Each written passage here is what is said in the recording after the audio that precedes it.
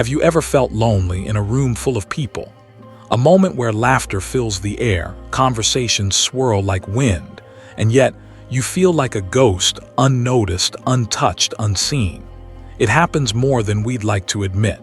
Modern life has made connection easier than ever before. A swipe, a click, a message, and we can reach across continents in seconds. And yet, the ache of disconnection gnaws at more hearts now than it did centuries ago. Isn't it strange? In a world where we're more connected than ever, we've never felt more alone.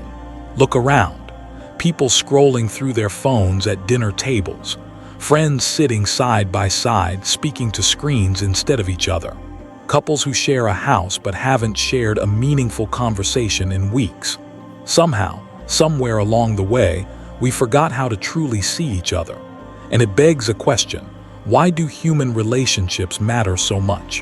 Why is it that, even when we have food to eat, a place to sleep, and achievements to boast about, a single broken connection can make life feel unbearably empty?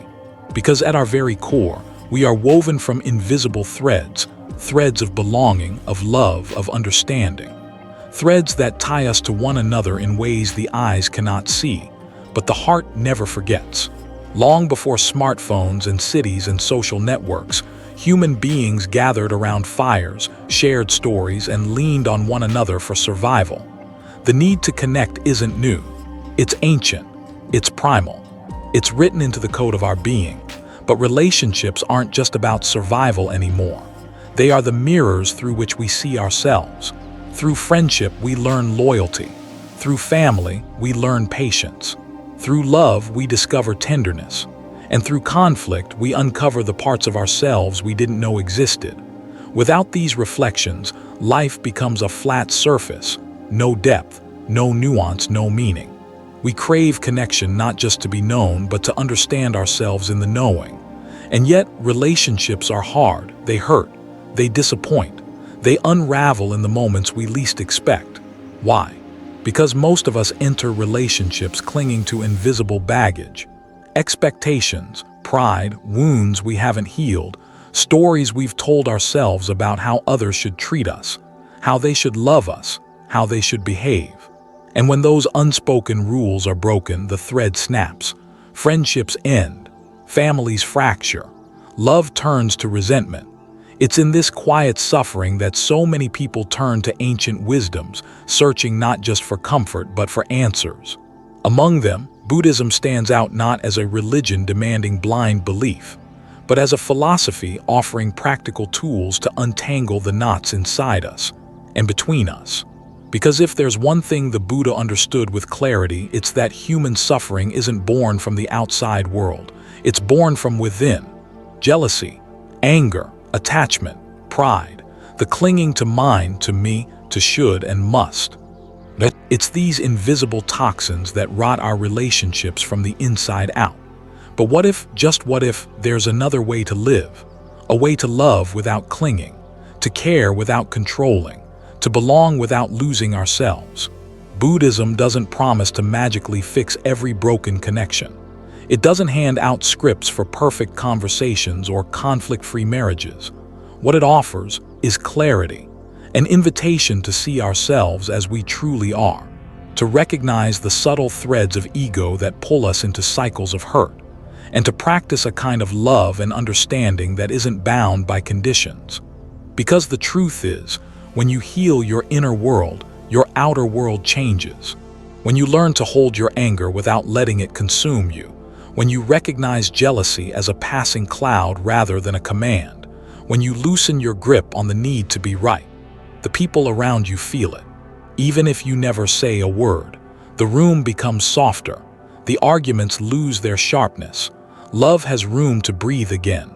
Perhaps that's the secret we've forgotten in this hyper-connected world, that the most profound connections don't happen through Wi-Fi signals or clever captions.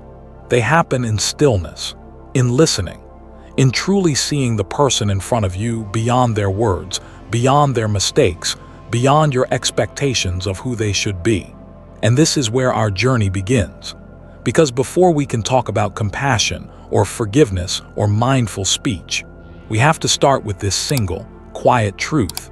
Human relationships matter because they are the mirror in which the soul remembers itself. And when we understand this, everything changes. The old teachings of the Buddha aren't dusty relics of the past. They are timeless maps showing us how to reconnect not only with others but with ourselves. In this exploration, we'll uncover how releasing the grip of ego softens our conflicts, how compassion transforms even the coldest relationships, and how small, mindful actions ripple outward in ways we never imagined. It won't be a lecture, it'll be a story, one your heart already knows and has been waiting to remember. Your job title, your relationship status, the car you drive, the number of followers, the brand you wear, the labels you claim. And so we build ourselves like towers, brick by brick, stacking identities, opinions, victories, and grudges. We call this structure me. We defend it, we decorate it, we fight for it. But what if it isn't real?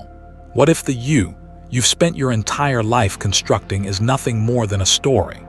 A story told by the mind, woven from memories, fears, desires, and labels that were never truly yours to begin with. Buddhism calls this illusion Anatta, the doctrine of no self, and it changes everything. You see, most of our suffering in relationships doesn't come from what others do. It comes from how what they do collides with the idea of who we think we are. A partner forgets your birthday, and it hurts because it challenges your belief that you are lovable and important. A friend disagrees with you, and anger rises because it threatens the image you've built of being wise and respected. A stranger criticizes your work, and pride burns because it pokes at the fragile identity you've tied to success. Again and again, conflict isn't born from the event itself, but from the invisible structure of ego we've built around it. And the Buddha saw this 2,600 years ago. He taught that what we call the self is not a solid, unchanging thing. It's a collection of processes, thoughts, feelings, sensations, perceptions, constantly shifting moment by moment like clouds drifting across an open sky.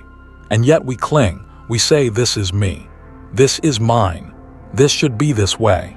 We build invisible cages around ourselves and others, labeling them as friend, enemy, lover, stranger. And when they act outside those labels, it threatens the fragile walls of our identity. And this is where suffering is born. Think about the last time someone said something that stung. The words themselves were just sounds, but the meaning you gave them, the story you attached to them, they don't respect me, I'm not good enough. How dare they? That's where the wound came from. The Buddha wasn't asking us to stop feeling. He wasn't telling us to become indifferent stones. What he offered was something far more radical, the courage to see through the illusion of self and realize that everything we cling to is temporary. And when you truly see that, an incredible thing happens. The insults lose their weight, the praise stops intoxicating you, the need to control others softens. You stop taking things so personally, not because you don't care, but because you've realized that the one you thought was being attacked, defended, praised, or ignored was never a solid, fixed thing to begin with. This isn't philosophy for philosophers. This is practical medicine for human hearts. Imagine how your relationships would change if you weren't so quick to protect your pride, if you could listen to criticism without it shattering you, if you could love without turning affection into possession, if you could forgive not because they deserve it, but because you no longer need to carry the story of being a victim. That's the power of Anatta. It's not about erasing your personality. It's about softening the rigid boundaries of identity enough to see that you, and those you love, and those you struggle with are constantly changing, fluid, impermanent. And when you stop clinging to fixed identities, relationships become lighter. The friend who betrayed you is no longer the betrayer. They're a person who, like you, is sometimes wise, sometimes foolish, sometimes kind, sometimes cruel. The lover who left isn't the heartbreaker. They're a being who suffered, made choices, and now walks a different path. The critical parent, the difficult sibling, the frustrating coworker, none of them are as solid as the stories you've been telling yourself about them. And neither are you. You begin to meet people not through the dusty lens of your past with them, but in the living, breathing moment you share right now. It's not easy. The ego doesn't go quietly. It fights. It justifies. It clings. But every time you catch yourself tightening around a label, a role, a story, you have a choice. To defend the fragile self or to let it soften. And in that softening, peace enters. That's why Anatta isn't just a metaphysical idea. It's a tool, a practice, a way of holding yourself and others with gentleness, knowing that who we were yesterday is not who we are now and won't be who we'll become tomorrow. The invisible threads that connect us are made stronger not by clinging to fixed images of each other, but by embracing the ever-changing, messy, beautiful truth of what it means to be human. And when you begin to live this way, not perfectly but sincerely, something remarkable happens. Conflicts lose their heat. Words don't wound so deeply. Love becomes freer because it no longer needs to possess. And slowly, almost imperceptibly, your world begins to heal. Not because others have changed, but because you have. And that changes everything. There's a quiet kind of power that doesn't shout. It doesn't command. It doesn't demand to be seen. It simply radiates like the warmth of sunlight through a window on a cold morning. You might not even notice it at first, but once it's gone, you feel the chill in your bones. That's what compassion is like. And in Buddhism, there's a special word for it. Metta. Often translated as loving kindness, metta is more than sentiment. It's not about plastering a smile on your face or pretending to like everyone you meet. It's a deep, sincere wish for others to be well, to be free from suffering, to be at peace, whether you know them, love them, or have been hurt by them. And here's the beautiful part. You don't have to wait for life to be perfect to practice it. In fact, it's in the middle of ordinary, messy, complicated human relationships that metta becomes most alive. Because when you begin to loosen the grip of ego, as we spoke of before, you naturally create space for compassion to grow. Like clearing debris from a river so the water can flow again. But how do we actually practice metta? Not as an idea, but as a living, breathing part of our daily lives. It starts small, in the unnoticed moments. When someone cuts you off in traffic, and instead of hurling curses in your mind, you pause. You remind yourself, just like me, they wish to be happy. When a coworker's harsh words sting and you take a breath, you see beyond the sharpness to the suffering behind it. You think, may they find peace. When a stranger meets you with cold indifference and you choose not to match it, you silently offer, may you be safe, may you be well. It's not about becoming passive. It's about choosing to meet life with an open heart, again and again. And in Buddhist practice, there's a beautiful meditation to cultivate this. It begins with yourself. Yes, before you can sincerely wish happiness for others, you must learn to wish it for the person you spend every moment with. You. So you sit, you close your eyes, and you offer these simple words. May I be happy. May I be healthy. May I be safe. May I live with ease. At first it might feel awkward, maybe even selfish, but it's neither. Because when your own heart softens, you stop needing so much from others. You stop clawing for validation, for attention, for constant proof that you matter. And then something beautiful happens. You turn your attention outward, to someone you love, to someone neutral, to someone difficult, and finally to all beings everywhere. May you be happy. May you be healthy. May you be safe. May you live with ease. It's a quiet, radical rebellion against the sharp edges of the world. And though it seems small, it changes things. That angry email, you respond not with venom but with clarity and kindness. The impatient barista, you thank them anyway. The friend who forgot to check in, you reach out first. Not because you're weak, but because you've chosen to become a source of warmth in a world that so often forgets how much it needs it. And here's a secret. What you give, you carry. When you send compassion out into the world, you aren't depleting yourself. You're filling your own heart, too. Because to sincerely wish happiness for another requires you to touch the part of yourself that still believes in goodness. And little by little, relationship by relationship, the threads that connect us grow stronger, not through grand gestures, but through the countless small mercies of everyday kindness. A gentle word, a moment of patience, an honest apology, a listening ear. This is metta in daily life. It doesn't fix everything.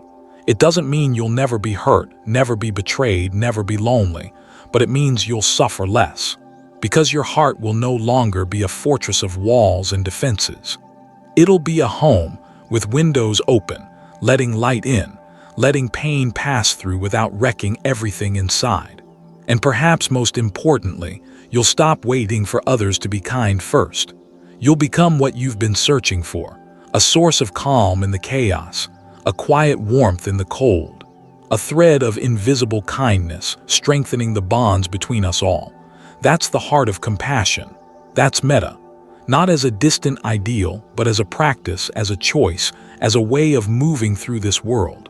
And when enough of us choose it, the world begins to feel a little less lonely, a little more human, a little more whole. If there's one thing that can heal or harm faster than anything else, it's our words. A single sentence can mend a broken heart or shatter it completely. A careless comment can linger in someone's chest for years. And a kind word spoken at the right moment can change the course of a life. It's no wonder the Buddha placed such weight on how we speak. In his teachings, there's a principle known as right speech, part of the Noble Eightfold Path, the very heart of Buddhist practice. And yet, it's one of the hardest disciplines to truly master, because we don't just speak with our mouths. We speak with our eyes, our gestures, our silences, our presence. Every interaction becomes a conversation. And every conversation is an opportunity to wound, to heal, to separate, or to connect. So what is right speech? It's not about never disagreeing. It's not about suppressing truth. It's about speaking in ways that are truthful, kind, helpful, and timely. The Buddha described 4 qualities to cultivate. 1, speak what is true. Not what flatters, not what manipulates, not what avoids discomfort, but what is sincerely true. 2, speak what is kind. Even truth can become a weapon if wielded without compassion. Words should uplift, not diminish. 3, speak what is beneficial. Not every truth must be voiced. Before speaking, ask yourself, will this help? Will this heal? Will this open rather than close? 4, speak at the right time. Even the right words in the wrong moment can cause harm. Wisdom is knowing when to stay silent and when to softly break it. This isn't easy. Because when we're hurt, we want to hurt back. When we're ignored, we want to shout. When we're misunderstood, we want to prove ourselves, sometimes at any cost. But mindful communication asks us to pause, to feel the heat rise in our chest and breathe, to notice the words forming in our throat and question them, to ask ourselves, will this build trust or break it? Will it bring us closer or push us apart? Because trust, once shattered, is like a cracked mirror.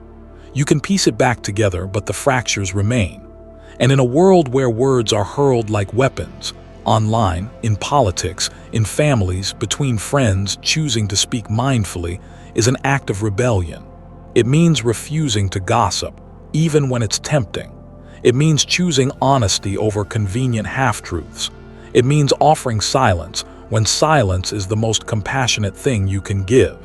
And perhaps most powerfully, it means listening. Because mindful communication isn't just about speaking well. It's about hearing deeply, listening without waiting for your turn to talk, listening without immediately forming judgments, listening as though the other person's words matter. Because they do. When we practice this, when we let go of the need to be right, to win, to control the narrative, something unexpected happens. Conversations become safe, even difficult ones. Because people sense when your words come from a heart that isn't seeking to harm, and that safety breeds trust. A fragile, precious thing. Trust that you'll speak truth without cruelty. Trust that you'll disagree without contempt. Trust that you'll hold their words with care, as if carrying something breakable. It's not just about avoiding conflict. It's about creating a space where connection becomes possible. And what's remarkable is that when you communicate this way, people begin to mirror it. Like ripples in a pond, mindful words travel further than we imagine. An apology softens defenses. A sincere compliment brightens a weary day.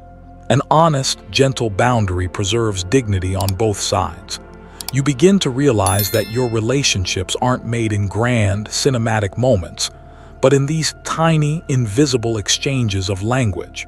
A text message, a glance, a word of encouragement, a willingness to say, "I was wrong." This is how relationships are built. This is how communities are healed. Not through force, not through clever arguments, but through mindful, ethical human speech. It's an ancient wisdom we've long forgotten in our rush to be heard, but it's always waiting, quietly, for us to remember. And when we do, when we choose words that build rather than break, something extraordinary begins to happen in our lives. Our friendships deepen, our conflicts soften, and we find ourselves surrounded by relationships where honesty and kindness are not at odds, but inseparable. And in that rare, sacred space, we rediscover what it means to truly be in relationship with one another. Not as competitors, not as performers, but as fellow travelers learning together how to speak, how to listen, and how to care. And it all begins with a single mindful word. Have you ever noticed how being around certain people feels? Peaceful. Not because they say all the right things, or because they agree with everything you say, but because their presence alone soothes something restless inside you. They're not the loudest in the room. They're not desperately seeking attention. They don't need to prove or perform. They simply are, calm, present, steady. And in their presence, you find yourself exhaling as if you've been holding your breath for far too long. There's a quiet power in calmness. And it's no accident that the Buddha, more than 2,500 years ago, spoke of stilling the restless mind as the foundation for genuine connection. Because before you can be present with others, you must first learn to be present with yourself. And this is where meditation and mindfulness step in, not as mystical practices reserved for mountaintop monks, but as everyday tools to bring clarity, warmth, and balance into the messiness of human relationships. When you meditate, you begin to notice the chaos within your own mind, the racing thoughts, the stories you tell yourself about other people, the grudges you cling to, the imaginary arguments you replay in your head. Left unchecked, these thoughts don't just stay inside you, they shape every conversation you have, every glance you give, every silence you hold. Meditation doesn't erase these thoughts. It teaches you to see them clearly and let them pass. You learn to sit with your anger without being consumed by it, to feel your anxiety without letting it dictate your tone, to notice jealousy without it leaking into passive-aggressive comments. And in doing so, you create a kind of spaciousness inside yourself, a breathing room between what you feel and how you act. This inner calm radiates outward. People can sense it, often without knowing why. It's the unspoken language of presence. You become the friend who listens without rushing to advise, the partner who stays steady in the middle of a storm, the colleague whose words don't sting, even in disagreement. And slowly, something beautiful happens. Your relationships soften, not because life stops being messy, but because you stop adding unnecessary fuel to the fire. You stop reacting from old wounds. You stop projecting your stories onto others. You learn to hear what's actually being said, not just what you fear it means. Mindfulness, too, plays its part. It teaches you to notice the subtleties in each interaction. The flicker of sadness in a loved one's eyes, the hesitation in a friend's voice, the way someone pulls back ever so slightly when a topic touches a hidden hurt.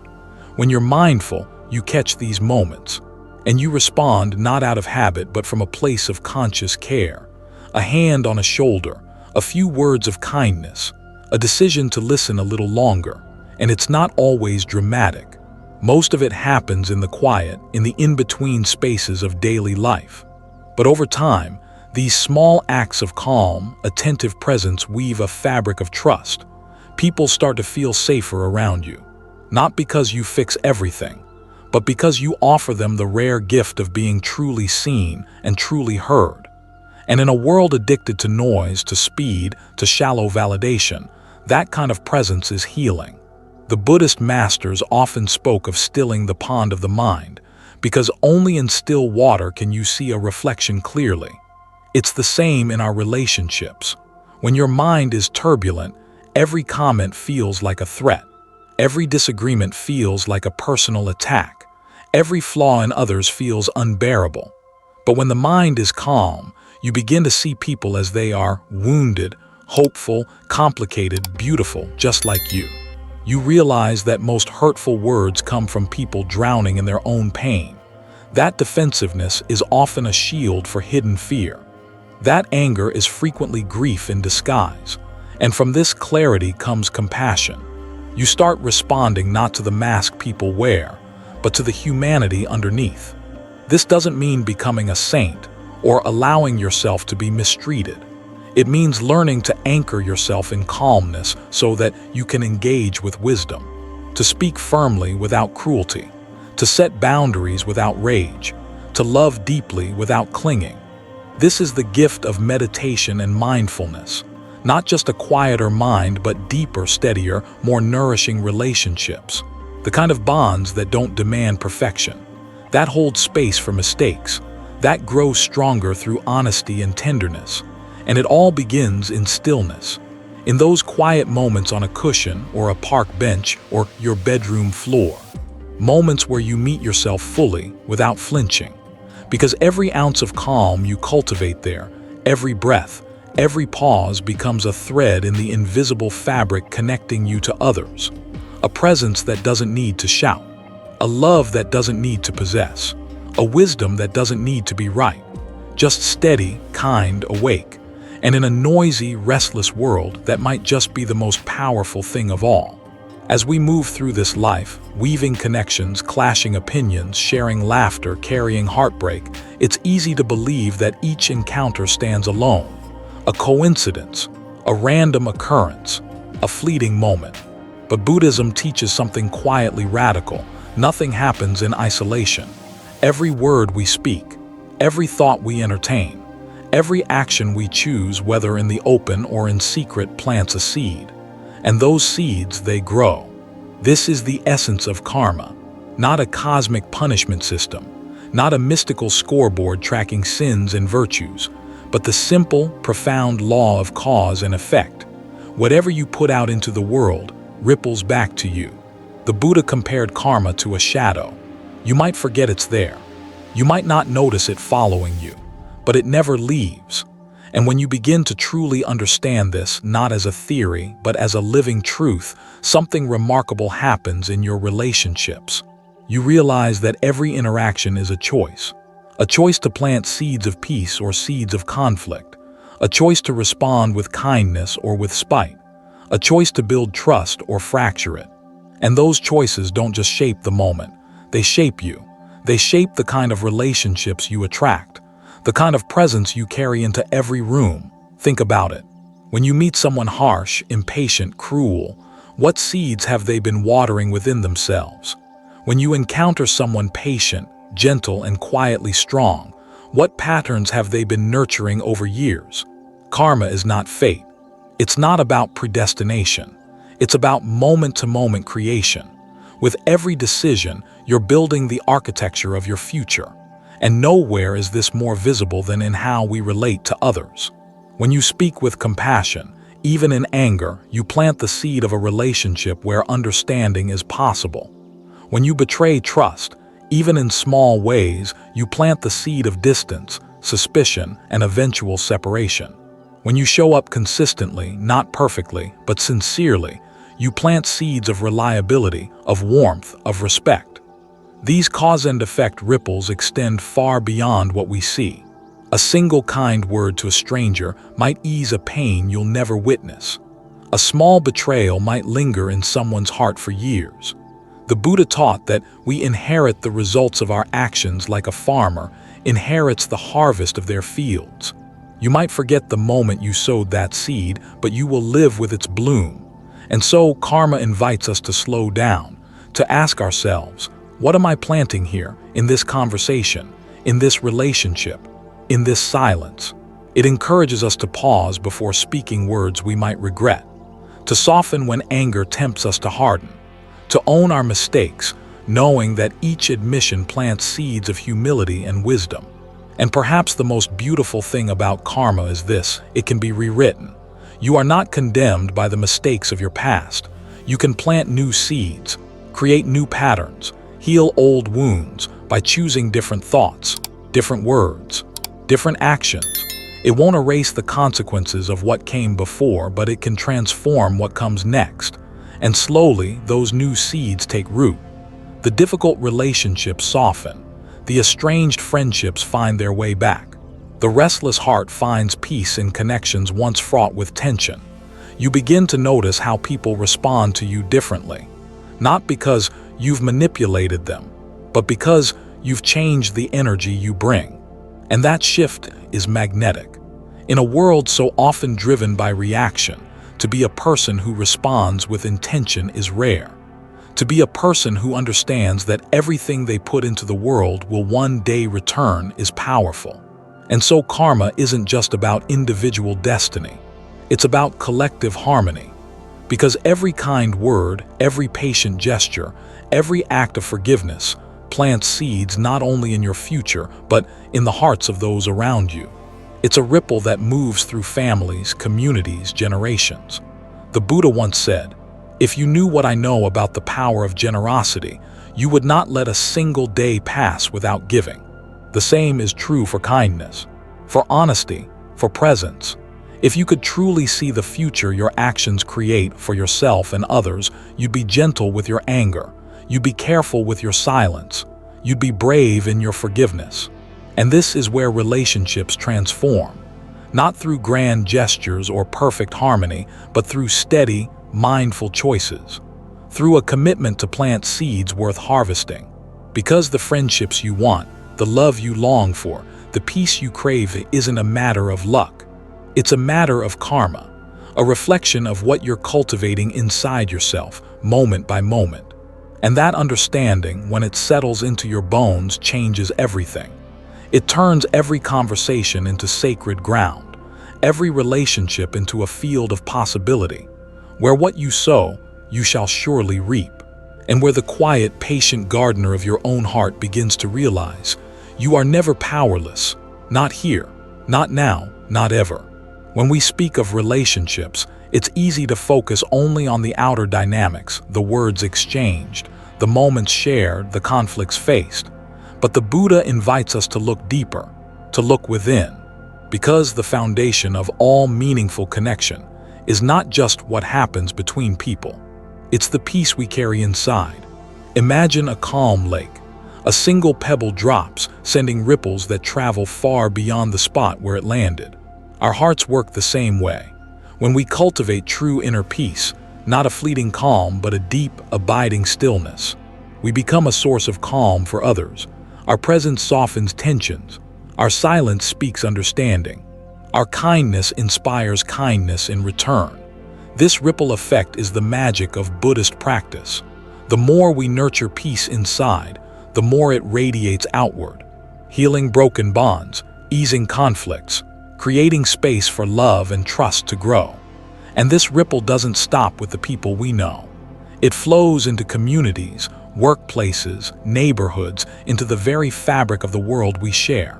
When one person chooses peace over anger, compassion over judgment, understanding over blame, they become a catalyst for change, a spark in the darkness, a light for others to follow. This is the true power of Buddhist wisdom. It's not about escaping the world. It's about engaging with it more fully, more gently, more wisely. It's about recognizing that the transformation we seek in others begins with the transformation we nurture within ourselves. So, as you continue on your journey, remember this: your inner peace matters, not just for you, but for everyone whose life you touch. Because in every smile, every kind word, every patient breath, you send out ripples that can change the world. And that truly is a legacy worth creating. Thank you for being here today, for opening your heart to this message. If this resonates with you, if you feel inspired to cultivate deeper, more meaningful relationships through the wisdom of Buddhism, please consider subscribing to this channel. Join our growing community where ancient teachings meet modern life, where we explore how to live with more compassion, mindfulness, and connection every single day. Hit that like button if this chapter touched you. Share your thoughts in the comments. What's one small step you'll take today to plant seeds of kindness in your relationships? Together, we can create a ripple effect that changes lives, starting with our own. Until next time, may your path be filled with peace, love, and boundless connection.